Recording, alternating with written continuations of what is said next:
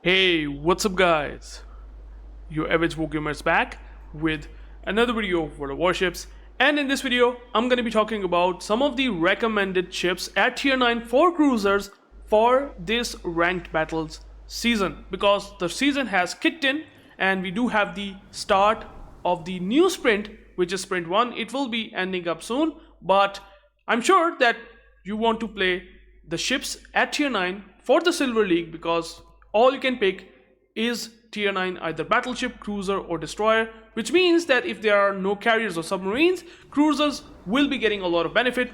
And that's why I would like to share some of my recommended ships out there. So I play them personally. I think these are pretty good from the tech tree ones as well as from the premium ones. I will try to explain why these are good. And if you do find this video useful and valuable, be sure to hit a like, subscribe to this channel, because I make daily World of Warship videos and you will absolutely going to get some value. If not in this video, maybe you might get another one which might be more helpful for some of you guys. So let's talk about these cruisers one by one in a quick succession. Now for, I would say, some tech tree ones, I would say the Buffalo at tier 9, especially that it gotten buffed with its reload time, is a great cruiser. Now, even if I compare it to Seattle, which again is a light cruiser version of this American line, and also even the DM Donskoy, these are having 12 guns. Even the Seattle have the same amount of guns, but the Buffalo not only having obviously decent DPM with improved, I would say, penetration compared to the Seattle and Donskoy, it does have decent armor, and that's the reason why compared to the Seattle and Donskoy, if you are looking to get maybe a tech tree ship to play in the ranked battles, the Buffalo is a solid choice.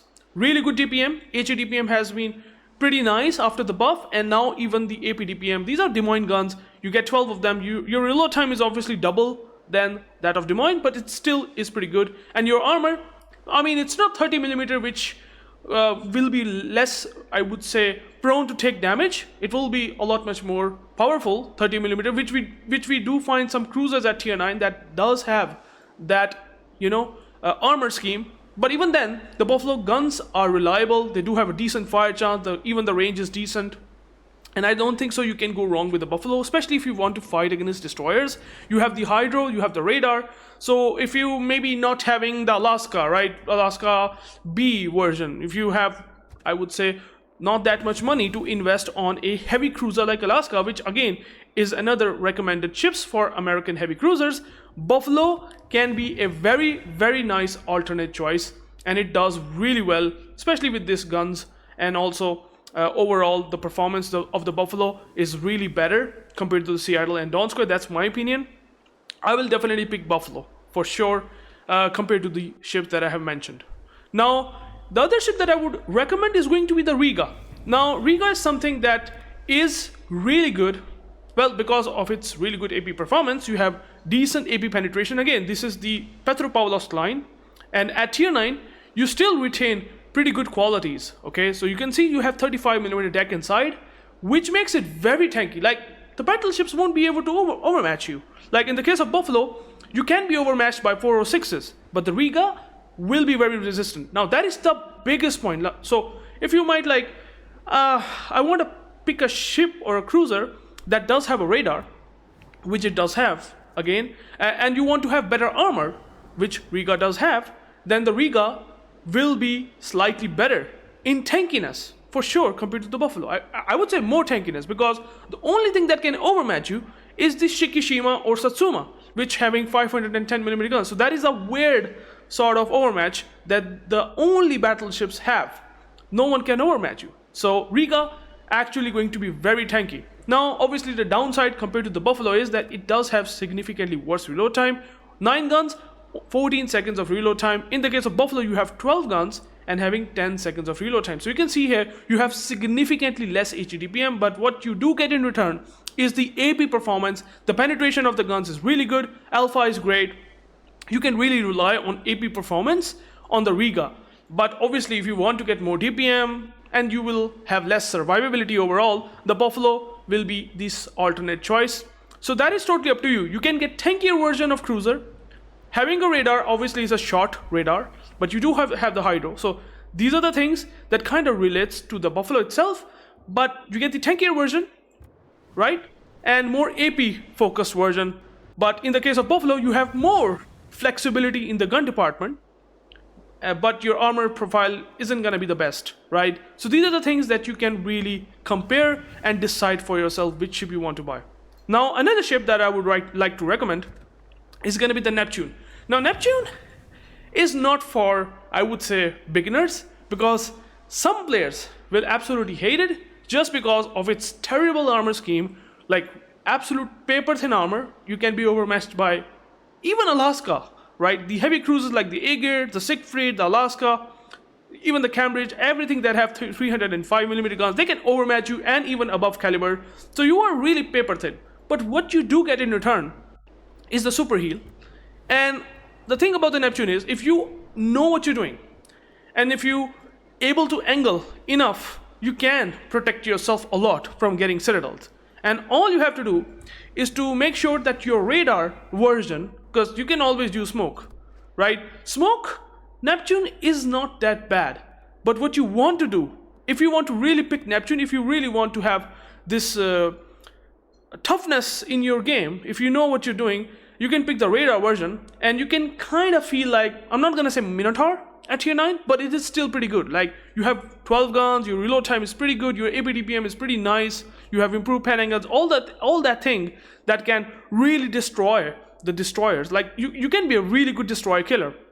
And with the super heals, if you are angled, not showing crazy broadside, even you might have to open water sometimes, which again, this totally depends upon your skill. If you have that skill to play open water sometimes and utilize the islands as cover, because the Neptune is not gonna be really good if you are open watering a lot. But if you position yourself well, catch the destroyers off guard with the help of your radar, which is 10 kilometer, your concealment is around 10-ish kilometer, which is still okay. You can catch DDs, you can really wreck them, and you can win the games. And if there is any battleship pushing you, you can absolutely use your tops. This is the benefit that Neptune does have over the Donskoy or Seattle or Buffalo or the Riga, that you do get a lot of tops. So you basically, in kiting position, can spot the battleships if there is no destroyer that can, spot and help. So you have to become the destroyer, right? So that's how the Neptune will be more powerful. So spotting, farming destroyers, and trying to farm battleship behind the island. If you can accept this role, having more risk, but you have more reward, Neptune is going to be a lot powerful. I'm not going to lie. It's a really good ship. So you wanna pick the radar version. But what if you do not want to pick the radar version? Well, I have another choice. You can pick Sejong. Now, Sejong is a great light cruiser, okay? This is the Pan-Asian, and it does the same thing like the Neptune in a different way. Now, you have access to HE shells, but you don't have those amazing characteristics of AP that Neptune has, but your DPM is really nice, 288k. Yes, you don't have pen, your shells are arcier, but these are the things that you have to manage.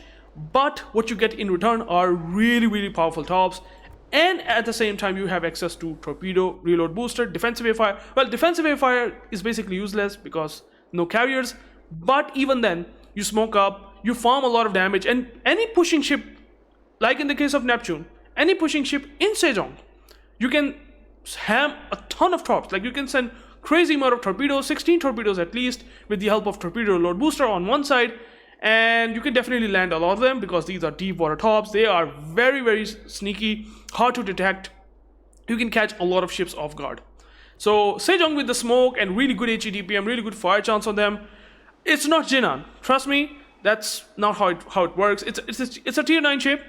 Jinan is way more powerful, way more strong, but Sejong somehow managed to still feel good enough that I would recommend that. The only thing of the Sejong that might be a weakness, which you have to be really careful, is obviously that you can be overmatched by Musashi, which is not that big of a deal. You won't getting a lot of Musashis, right? This is overmatchable deck armor, so you can be absolutely wrecked by the Musashi. But the benefit is that you are not against tier 10s, where you might see more ships like Yamato, Incomparable, Satsuma, Shikishima, those having more overmatch.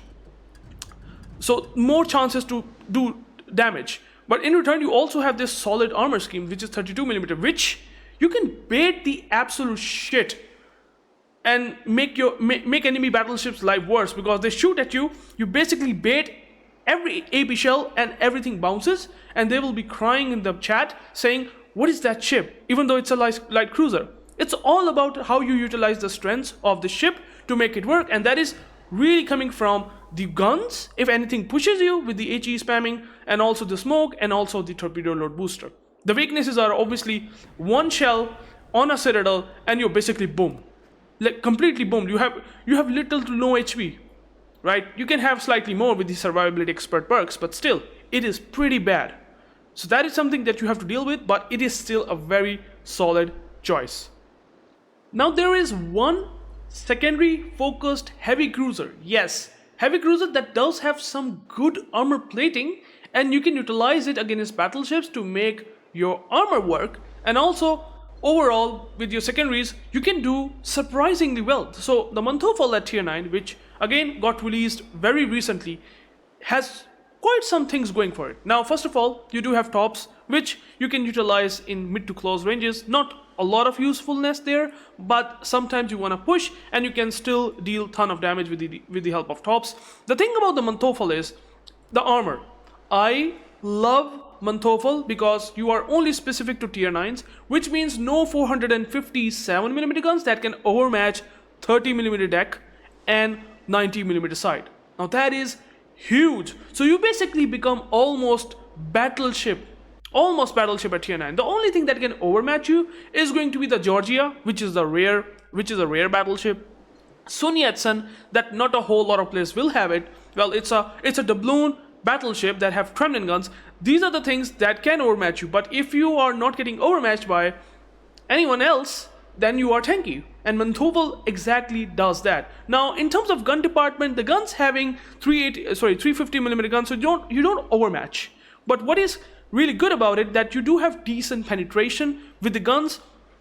Now I want to show you a comparison of the guns so that you can definitely assure for yourself that Manteuffel indeed having heavy cruiser guns, which are decent, pretty decent, like you find on Alaska and Aegir, and pretty decent armor as well, like that of Aegir. So Manteuffel, you can see here you have not that good AP DPM because you only have 6 guns, but you do have battle cruiser dispersion. As you can see, the horizontal and vertical dispersion is aligning with the Alaska and Aegir, and your sigma value is actually better.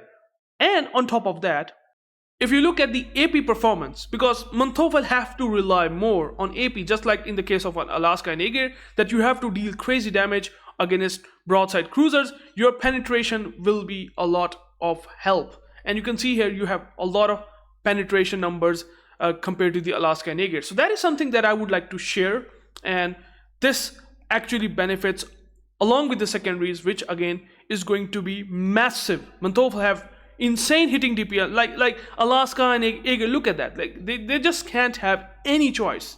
So Manteuffel is pretty powerful, surprisingly decent, great fire chance, fire per minute is way good, and you can utilize it to make this cruiser with secondaries, with the guns, work with the armor.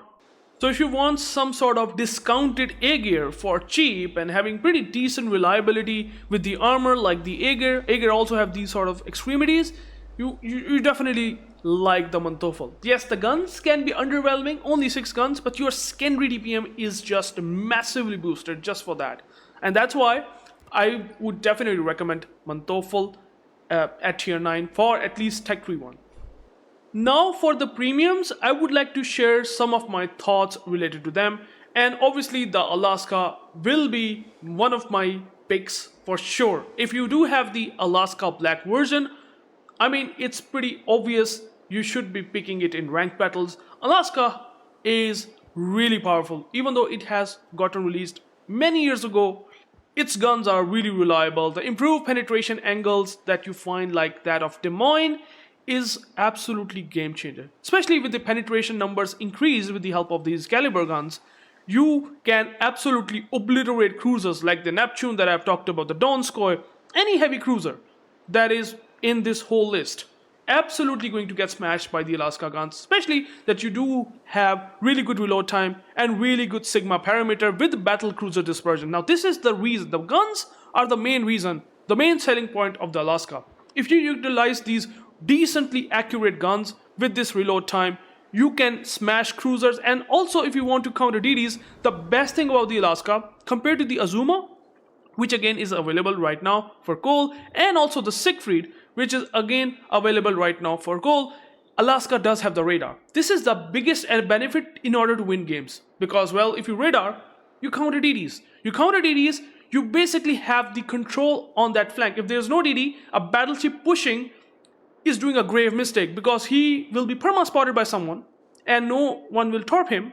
Meanwhile, you as an Alaska player or maybe someone can absolutely obliterate that battleship, because there is no destroyer that's going to be a threat to you guys. So Alaska with the destroyers countering helps a lot in winning games, and you do have the Hydro.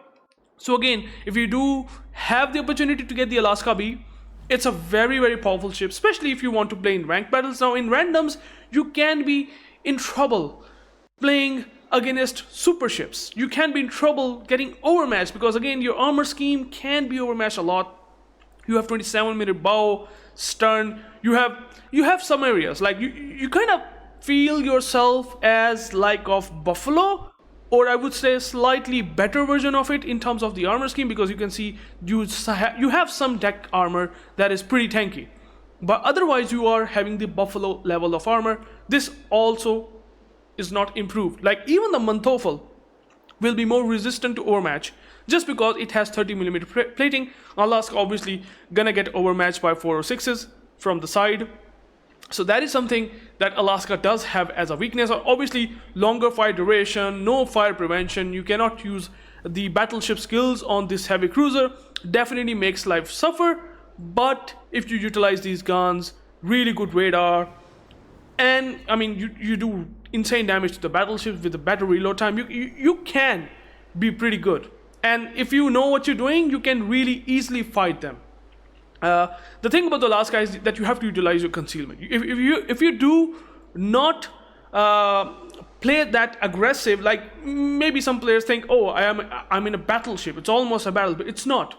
And that's why you have to utilize your concealment. If you can utilize it, I can definitely say it's one of the strongest cruisers still, especially that we only have the tier 9 bracket to face.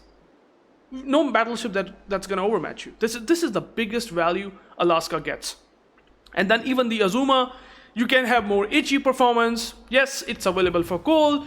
It's still not the discounted Alaska because your armor is not that good, right? Your armor scheme is not that like helpful in a way. You can see you have 25mm bow, which means that even more battleships can overmatch you. Like 380mm guns now start to overmatch you. So you don't have 27s in the bow. At the stern, you will be in more trouble. Azuma obviously having more performance with the HE, and you don't have improved pen angles. So that's why Alaska is superior, and you cannot counter DDs. So you are having definitely a less win rate compared to Alaska, because you just simply counter DDs. Azuma can't. And that's why it's difficult to really sort of, I would say, recommend. Maybe you can play it in randoms, because we do have so many ships to farm and do a lot of damage. You want to be picking Alaska more. But if you are looking to get maybe the Siegfried that is available right now for research points, well, here's the interesting part. The Siegfried and the Manteuffel having kind of similar sort of characteristics, at least in terms of armor. Look at the armor plating. 30mm deck, 90mm side. But the Siegfried only has the advantage of stupidly accurate guns. So you have cruiser dispersion, okay, on these 380mm guns. These are Bismarck guns. But yeah, again, you don't have any extra edge with secondaries. You might have some, but it's not superior. Even if I compare that with the Manteuffel, I would say Manteuffel is a better ship right now because of the 6-gun platform, battle cruiser dispersion, and overall, it kind of really makes Siegfried not that good. If you just simply compare it with Manteuffel, and then you don't have radar. Again, the same problem. Same problem like I find it in Azuma, that you cannot counter DDs, and well, you have limited opportunities. I mean, Alaska can set fires.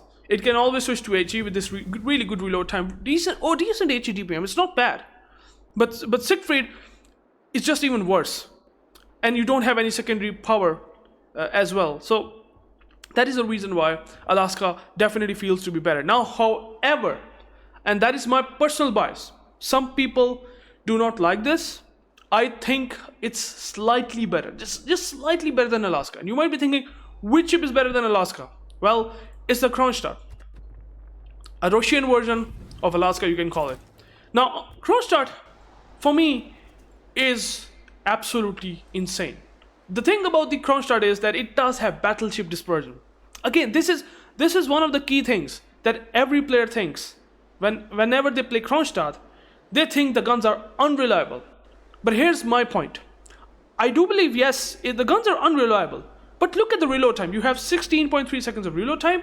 Russian shell arcs, they are super reliable to shoot at long ranges. Whereas in the case of Alaska, if you look at the reload time, you definitely have decent, but it's slightly worse. That still accounts sometimes better performance when I play Kronshtadt, and does compensate for that sometimes, that poor dispersion that I get. It doesn't mean that it suddenly gets good, but it's still a DPM buff over Alaska. Even the alpha on the AP is slightly better. If you look at the Alaska, you can see 9.3. So Kronshtadt overall has better AP DPM, yes, but it's roughly will do the same thing. But the biggest problem with the Alaska is at long ranges, your shell arcs can be sometimes not fun and sometimes not reliable. Like if you want to shoot them at 17 kilometers sometimes, Kronshtadt in this case will be super easy. The shell arcs are so crazy cracked. Stupidly fast shells. Hitting cruisers at long ranges won't be a difficult thing at all. They won't be quickly turning out if they are playing a light cruiser, whereas in the case of Alaska, your accuracy and your aiming has to be superior in order to make the guns work. In the case of Kronshtadt, it's just a point and click most of the time because of the shell arcs. They are so fast. This is the thing. This is the biggest reason I believe Kronshtadt does have that superior performance in the guns. Okay, if you do have it. Obviously, it's a very rare ship, but if you do have it, it does have really good torpedo protection, which a lot of players do not really understand. Like more HP pool compared to the Alaska. Alaska, if it does have 63, Kronshtadt has 74,000. I think it's having the highest HP pool at tier 9. If I'm not wrong, this has the highest HP pool at tier 9 for a Russian cruiser, right? Or any compared to any cruiser. And your concealment is great. And considering that you have 12.7, right? The radar is 12 kilometer, which means that you can have a decent chance of catching more destroyers off guard because of your only 0.7 kilometer area where the destroyers can wiggle. Like the moment they spot you, they also are very vulnerable to get into the 12 kilometer of your radar range, whereas in the Alaska, and that is also what really separates Kronshtadt and kind of gives the Kronshtadt some edge in catching DDs like very consistently compared to the Alaska, that you do have like 12.2, whereas your radar is 10 kilometers. So the destroyer has 2.2 kilometer to basically kite away. Whereas in the case of Kronshtadt, it does only have 0.7 kilometer. 0.7 kilometer. The difference is very small. So destroyers will be more vulnerable to the radars of Kronshtadt, and you have a lot of radars. Decent radar duration is also pretty decent. 33 seconds is not bad at all whatsoever. In the case of Alaska, you can have slightly better radar, which again is the advantage, but catching DDs sometimes, maybe that does not happen, sometimes it does happen. So these are the things that makes Kronshtadt, in my opinion, pretty nice. And especially with the armor scheme, that obviously is slightly worse. Like look at the armor plating, this is all 27mm. In the case of Alaska, it is 36. But even then, because of your HP pool, if you play it at long ranges, you have better torpedo protection.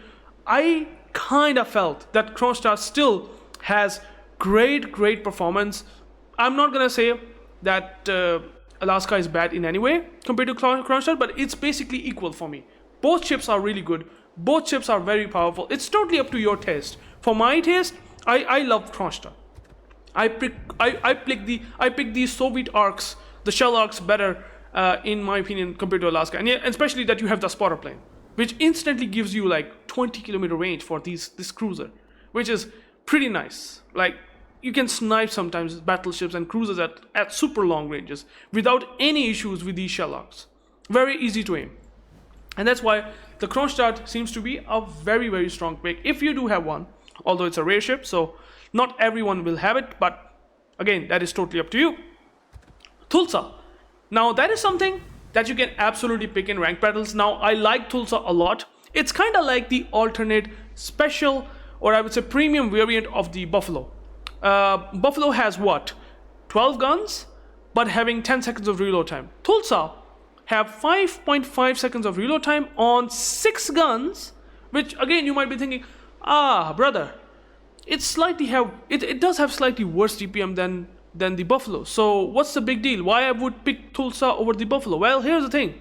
They recently buffed the Tulsa, giving it a destroyer dispersion.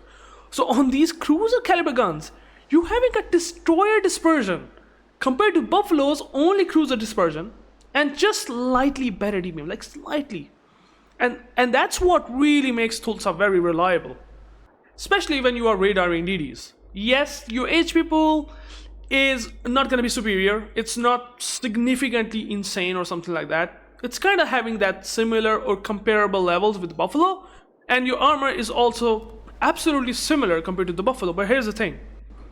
If you look at the Buffalo Citadel armor, well, that is definitely exposed and above waterline. But in the case of Tulsa, if I can just show you quickly, you will eventually see that your armor, Citadel armor, is slightly above waterline. Not a lot much compared to the Buffalo. So that is still a very small and subtle advantage. Okay?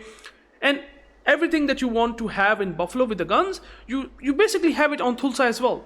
So Tulsa, for some reason, I kind of like more. Again, the benefit of the Tulsa is first, you earn more credits per battle, and it's available for coal. So it's not like that you cannot get it in any way. It's readily available. You can get it, and it does have destroyer dispersion, which does help killing DDs with the help of radar. Yes, the radar, obviously, that is something that you have to really understand, that you do have 9-kilometer surveillance radar, which again, you might be thinking, bro, the Buffalo has 10 kilometer, but on the other hand, Tulsa has, let me just show you quickly, 9.5 kilometer concealment. So that is the edge in itself. Like, again, the same thing that I kind of have this edge when I was comparing Kronshtadt with Alaska, that you have very small area for our DDs to wiggle. The Tulsa, if you look at the 9.5 kilometer detection and 9 kilometer radar, they will gonna get caught completely off guard very quickly. They only have 0.5 kilometer area to wiggle and run away, to just not get into the radar range. And whereas in the case of Buffalo, if I fully build it, it's still gonna be something like 10 point something, 10.9, something like that. Definitely worse than Tulsa in many ways. And I would still prefer better concealment like 9.5, because you can then outspot some of the light cruiser, whereas Buffalo will not. Like, for example, in a Tulsa, I can even outspot sometimes the Neptune. Many cruisers can be outspotted by the Tulsa that you cannot do on Buffalo because of your 9.5 kilometer concealment. So that is the reason why 9 kilometer radar on Tulsa is pretty good. Destroyer dispersion, Des Moines guns, pretty good, very good ship. Honestly, if you have any opportunity, pick this ship. That is definitely a better version, like even like 5-10% better version than Buffalo. Now, any one of you want to play the play style of the Sejong, which I have talked about in my recommended section for tech tree ones, the Chikumoto in premium, if you do have one, is actually very decent. Surprisingly decent. Why? Well, first of all, 203mm guns, heavy cruiser guns. Well, the reload time might not feel that good, but if you really compare it, for example, like the Atago class or the Ibuki class or something like that, the reload time is not bad considering it's limited for 8 guns. It's still not bad. And especially it's not bad because it does have 2 powerful features going for it. First of all, it's tops. Like, tops are just straight up insane. You have Shimakaze torpedoes. The speed is not that good. The reaction time, you might argue, it's not that good. So maybe cruisers can't be caught with these tops. They usually will dodge them, most probably. But however, the battleships can eat them, and you have tons of long range. Okay, 15 torpedoes. You do have some torpedoes. They can really be devastating. Even if you eat or let them eat 2 torpedoes, they can just absolutely crack the enemy battleship's HP. So that is something which is surprisingly decent. The range is pretty decent, and also you have access to smokes, and also you have access to planes. So it's kind of insane in a way that you do have the smokes, you have the planes, you can sometimes spot for yourself, spot DDs, because it's a hybrid ship. It can literally spot DDs for himself. It becomes pretty insane in that way. And these torpedoes, well, the good thing about it, that you can load 2 times the planes, right? So you basically can save your planes for later, and you can just come up with 2 squadrons. You can launch 2 squadrons because your aircraft on deck is 4, whereas the size of attacking flight is 2. So you will basically have some extra storage to save 2 planes on deck. That's what I'm saying, which is very, very nice. So you can basically launch 2 attacks with pretty decent torpedo damage. These are Shokaku tops.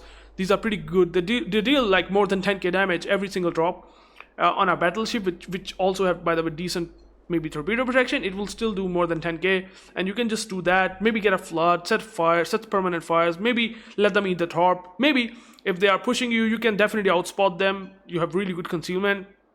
You also have hydro. You have 5 heals for some reason. Usually cruisers gets 4. Something that makes Chikumato a very interesting and nice ship, without a doubt. Like, especially if you find a lot of Jaegers, which you will absolutely going to find. You can absolutely pick Chikumato and spot them. Spot the Jaegers, those pesky DDs, and you basically make their life hell, completely hell. And if they are super playing risky, they will most likely die. And that's why the Chikumato is a very, very strong ship. On the other hand, a couple of, I would say, other ships. Maybe if you have the Cambridge, it's a Alaska 6-gun variant with the super heal, right? And you have a Tulsa hull, so you expect the Tulsa in terms of the armor plating, and the guns in terms of the Alaska, and having, I think, the cruiser dispersion, if I'm not wrong. So it's having better dispersion and having super heal like that of Salem. It's kind of a weird combo, but it actually works well, and these guns are very, very solid. And if you want to play this ship as the alternate option, you can definitely do that. I think it's not a bad ship. The only problem with the Cambridge is that it does not have access to radar. And yeah, that's probably something that I'm not a big fan of. I would like to see more radar if I want to counter the DDs, especially to win games. One more ship that I can definitely recommend you is going to be the Kozma Minin. Now again, the same thing. You do have access to radar. You do have access to speed boost, which is kind of funny. And that helps you a lot in speed juking shells. And if you really compare Kozma Minin with its tech tree counterpart, just like I have done with Tulsa compared to Buffalo, Kozma Minin seems to be a superior ship. For some reason, it's not slight difference. It's actually big difference because you just have extra speed. That is huge. Honestly, that is huge. Again, 12km radar. Donskoy have it. Riga have it. Kozma Minin also have it. Okay. Yes, the armor plating, you won't getting like the Riga. Riga is special in that way, but these 203mm guns definitely decent, reliable. The DPM is pretty good considering it does have good reload time on these 8 guns. You can catch DDs. Again, your concealment is decent overall, 12.6. Again, the same thing like the Kronshtadt. You have a very small area for the enemy DD. It's a very small room. So it has only 0.6 kilometer where it can literally turn out, kite away from your radar range, right? And the same thing that I have really praised about the Kronshtadt, the same thing that I will be doing for the Kozma Minin. The same thing, 33 seconds of radar action time like on the Kronshtadt. Everything is same. Now you are having the guns that are not, like I would say, having insane penetration like the Kronshtadt, but you do have reliability with the cruiser sort of dispersion or whatever you call it. Decent range as well. And also the speed, that's definitely going to help a lot in a late game situation. You can already see you have 37.8 knots of speed. With this, you can have like 40 plus knots, which is definitely going to be a really good advantage. Kozma Minin is actually surprisingly very, very strong ship at tier 9. Not a lot of players have it, but if you do have it, if you are a player that does have it, you might take out for a spin, might take out for some ranked battles. I think you will actually going to like this ship if you play it a bit more. In kiting, by the way, it's a kiting ship. It cannot tank much. Your armor plating isn't gonna suddenly gonna make you super tanky. But for some reason, If you look at the armor plating of the Donskoy, these are the subtle differences that Wargaming adds to make a premium ship superior. You can see 27mm the deck and side 25mm. In the case of the Kozma Minin, you look at the deck, that's 30, you look at the side, that is 27. So you are now tankier, at least against 380mm battleships like the Tulsa, the Bismarck. Those ships, the Bismarck or whatever you call it, whatever the 380mm guns that we do have, like the Alsas or whatever, you will be tanky against them. So that's where Kozma Minin will be getting huge benefit compared to the Donskoy. And again, all the things that I've mentioned. So definitely a very, very solid pick if you want to play a cruiser like that. And well, there are some other good cruisers, but these are my picks. I believe them. These will work perfectly fine. I have showcased you everything but what you need to know to play this meta for the ranked battles. Now it's up to you. What do you think about these ships? What ship will you play for yourself? What ship do you think is that I have missed out? You can always let me know in the comments. I would love to hear your thoughts and feedback. Till then, take care guys, and peace out.